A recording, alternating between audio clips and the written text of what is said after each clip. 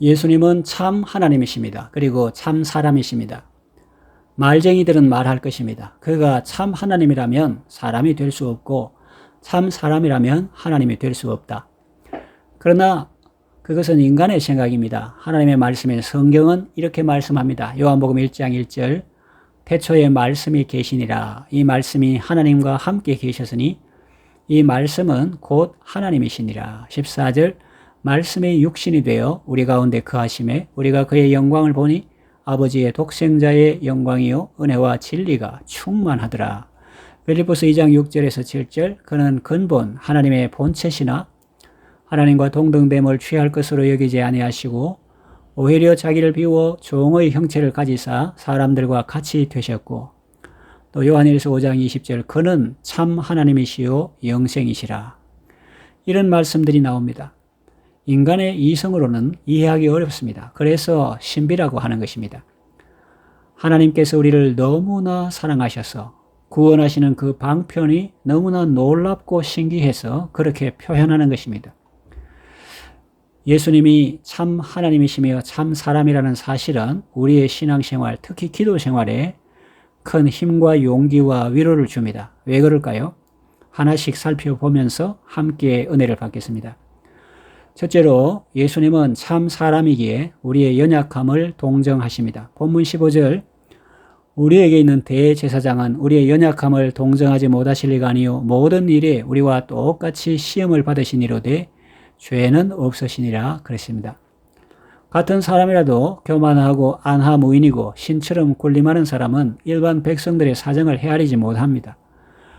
그러나 참 하나님이시지만 자기를 비워 사람이 되신 예수님은 모든 일에 우리와 똑같이 시험을 받으시며 사람들과 함께 생활하셨습니다. 육신의 아버지 요셉이 일찍 죽어서 가정에서 가장의 역할을 했습니다. 그래서 소년 가장의 마음을 아시죠. 자동차가 없던 시절 당시 팔레스타인에 살던 보통 사람처럼 샌들을 신고 다녔습니다. 긴 여행의 피곤함도 느끼시고 많은 사역의 피로함도 느끼시고 심지어는 흔들림이 심한 배의 고물에서 주무시기도 하셨습니다. 목마름도 경험하시고 배고픔도 경험하셨습니다. 사람들에게 멸시와 천대도 받으시고 심지어는 침뱉음도 당하셨습니다. 사람들의 배신도 경험하셨습니다. 인류 최대의 고통이라고 할 십자가의 고통과 죽임도 당하셨습니다. 그 고통은 역사적으로 대역죄인이 극악무도한 한 죄인이 받는 형벌이었지만 예수님의 십자가는 그것에 비할 바가 아니죠. 왜냐하면 온 인류의 죄를 다 속하기 위해 당하신 죽음이기 때문입니다. 사람들은 힘들 때 이런 생각을 합니다. 예수님은 내 사정을 아실까? 답은 물론입니다. 입니다. 예수님은 내가 처한 상황 속에서 나와 함께 짐을 지시며 때로는 나보다 더 낮은 곳에서 나의 짐을 대신 지십니다. 시편 기자는 이렇게 노래합니다. 시편 68편 19절 날마다 우리 짐을 지시는 주 곧 우리의 구원이신 하나님을 찬송할지로다.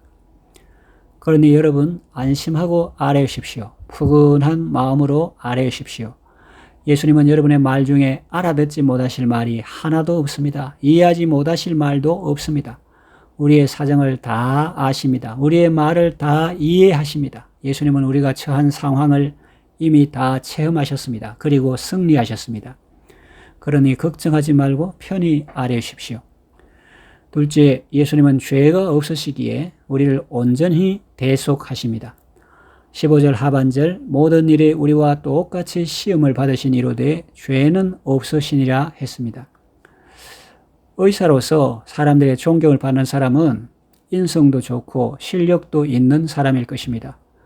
만일 어떤 의사가 성품은 온유하고 친절한데 실력이 없다면 환자들은 그에게 수술을 의뢰하지 않을 것입니다. 바이러스에 감염된 의사는 격리되고 치료받아야지 그 상태로 다른 사람을 치료할 수는 없습니다. 예수님이 아무리 온유하고 겸손하고 친절하고 우리말 경청해주는 분이라고 해도 그분에게 만일 어떤 흠이나 잘못이 있다면 우리를 온전히 구원할 수 없을 것입니다. 죄송한 표현이지만 이해를 돕기 위해서 이런 말을 하는데 예수님이 사람이 되셔도 만일 죄가 있다면 우리를 대속하지 못합니다. 왜냐하면 죄인은 죄인을 구원할 수 없기 때문입니다. 마치 좀 전에 예를 든 자신이 바이러스에 감염된 의사의 경우와 같습니다. 그래서 우리를 대속할 수 있는 존재는 일단 사람이어야 하고 또 죄가 없어야 합니다. 사람이 아니면 사람의 죄를 대속할 수 없고 사람이라도 죄가 있으면 다른 사람의 죄를 대속할 수 없기 때문입니다. 이것은 법의 원칙을 말하는 것입니다. 짐승이 사람의 죄를 온전히 대속할 수 있다면 예수님이 사람의 몸으로 이 땅에 오실 필요가 있었겠습니까? 구약시대처럼 계속 짐승을 잡으면 되지 않겠습니까? 그러나 그것이 아니기 때문에 예수님이 마지막 때에 친히 사람이 되셔서 오신 것입니다. 오실 때 일반 생육법으로 탄생하신 것이 아니고 성령으로 잉태되어 동정녀 마리아에게서 나셨습니다. 예수님은 흠과 티가 없는 거룩하신 분이시기 때문에 우리의 죄를 온전히 대속할 수 있습니다. 세례요한은 예수님을 가리키며 자기 제자들에게 이렇게 말했습니다. 보라, 세상 죄를 지고 가는 하나님의 어린 양이로다. 예수님은 인품이 좋을 뿐 아니라 실력도 탁월한 의사와 같은 분입니다. 그래서 병든 사람이 기꺼이 수술을 의뢰할 수 있는 분입니다. 구약시대 대제사장들도 인간적으로는 훌륭한 사람들 있었지만 그들 역시 죄인이었습니다. 그래서 백성의 죄를 속하기 전에 먼저 자신의 죄를 속해야 했습니다. 예수님은 대제사장 중에 대제사장입니다. 그들이 모형이라면 예수님은 원형이십니다. 구약의 대제사장과 비교해보면 예수님은 얼마나 탁월한 분인지 가늠해 볼 수 있습니다. 히브리서에는 예수님의 탁월하심을 이렇게 묘사하고 있습니다. 히브리서 7장 23절에서 26절 제사장된 그들의 수효가 많은 것은 죽음으로 말미암아 항상 잊지 못함이로되 예수는 영원히 계심으로 그 제사장 직분도 갈리지 아니하느니라. 그러므로 자기를 힘입어 하나님께 나아가는 자들을 온전히 구원하실 수 있으니 이는 그가 항상 살아 계셔서 그들을 위하여 간구하심이라. 이러한 대제사장은 우리에게 합당하니 거룩하고 악이 없고 더러움이 없고 죄인에게서 떠나 계시고 하늘보다 높이 되신이라 했습니다. 또 히브리서 9장 11절에서 14절 보면 그리스도께서는 장래 좋은 일의 대제사장으로 오사 손으로 짓지 아니한 것 곧 이 창조에 속하지 아니한 더 크고 온전한 장막으로 말미암아 염소와 송아지의 피로 하지 아니하고 오직 자기의 피로 영원한 속죄를 이루사 단번에 성소에 들어가셨느니라. 염소와 황소의 피와 및 암송아지의 죄를 부정한 자에게 뿌려 그 육체를 정결하게 하여 거룩하게 하거든 하물며 영원하신 성령으로 말미암아 흠없는 자기를 하나님께 드린 그리스도의 피가 어찌 너희 양심을 죽은 행실에서 깨끗하게 하고 살아계신 하나님을 섬기게 하지 못하겠느냐라고 말씀하죠. 또 히브리서 9장 23절에서 26절 보면 그러므로 하늘에 있는 것들의 모형은 이런 것들로서 정결하게 할 필요가 있었으나 하늘에 있는 그것들은 이런 것들보다 더 좋은 제물로 할지니라. 그리스도께서는 참것의 그림자인 손으로 만든 성소에 들어가지 아니하시고 바로 그 하늘에 들어가사 이제 우리를 위하여 하나님 앞에 나타나시고 대제사장이 해마다 다른 것의 피로서 성소에 들어가는 것 같이 자주 자기를 드리려고 아니하실지니 그리하면 그가 세상을 창조한 때부터 자주 고난을 받았어야 할 것이로되 이제 자기를 단번에 제물로 드려 죄를 없이 하시려고 세상 끝에 나타나셨느니라 했습니다. 또 히브리서 10장 11절에서 14절 보면 제사장마다 매일 서서 섬기며 자주 같은 제사를 드리되 이 제사는 언제나 죄를 없게 하지 못하거니와 오직 그리스도는 죄를 위하여 한 영원한 제사를 드리시고 하나님 우편에 앉으사 그 후에 자기 원수들을 자기 발등상이 되게 하실 때까지 기다리시나니 그가 거룩하게 된 자들을 한 번의 제사로 영원히 온전하게 하셨느니라 하십니다. 또 히브리서 10장 19절에서 22절 보면 그러므로 형제들아 우리가 예수의 피를 힘입어 성소에 들어갈 담력을 얻었나니 그 길은 우리를 위하여 휘장 가운데로 열어놓으신 새로운 살 길이요 휘장은 곧 그의 육체니라. 또 하나님의 집 다스리는 큰 제사장이 계심에 우리가 마음의 뿌림을 받아 악한 양심으로부터 벗어나고 몸을 맑은 물로 씻음을 받았으니 참마음과 온전한 믿음으로 하나님께 나아가자. 그렇게 말씀합니다. 예수님은 세상의 어떤 대제사장과 비교할 수 없는 거룩하고 탁월한 대제사장이며 하늘 성소에서 섬기시는 우리의 온전하고 영원하신 대제사장입니다. 셋째, 예수님은 참 하나님이기에 우리를 능히 구원하십니다. 예수님은 참 사람이며 또 참 하나님이십니다. 이것을 신인 양성 일위라고 합니다. 예수님은 신성과 인성이 하나의 위를 이루고 계신다. 성자 위를 이루고 계신다 하는 의미입니다. 예수님께 인성만 있다면 그분은 우리의 모범은 될 수 있어도 경배의 대상은 될 수 없습니다. 성경에 보면 예수님은 사람이지만 또한 참 하나님이심을 알 수 있는 말씀이 많이 나옵니다.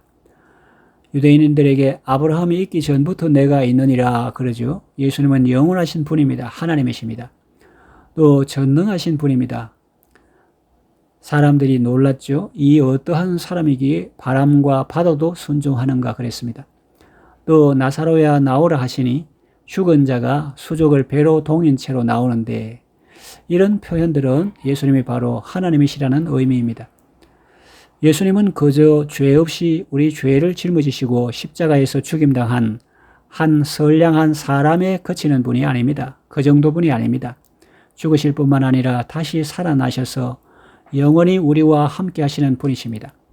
하늘과 땅을 창조하시고 바람과 바다를 다스리시며 죽은 자도 살리시는 전능하신 하나님이십니다. 그분이 우리를 구원하시려고 사람 몸으로 우리 가운데 오셨는데, 우리가 그분을 사람만으로 인식하는 것은 그분을 잘못 아는 것입니다. 예수님은 물론 사람이시지만 사람만이 아닙니다. 토마가 부활하신 예수님을 배웠고 뭐라고 말했습니까? 나의 주시며 나의 하나님이십니다 그랬죠. 그렇습니다. 예수님은 하나님이십니다. 영원토록 우리의 찬양과 경배를 받으시기에 합당하신 우리의 하나님이십니다. 이제 말씀을 정리합니다. 예수님은 우리의 연약함을 동정하십니다. 그리고 우리의 죄를 온전히 대속하십니다. 왜냐하면 예수님은 참 사람이시며 또한 죄가 없는 분이시기 때문입니다.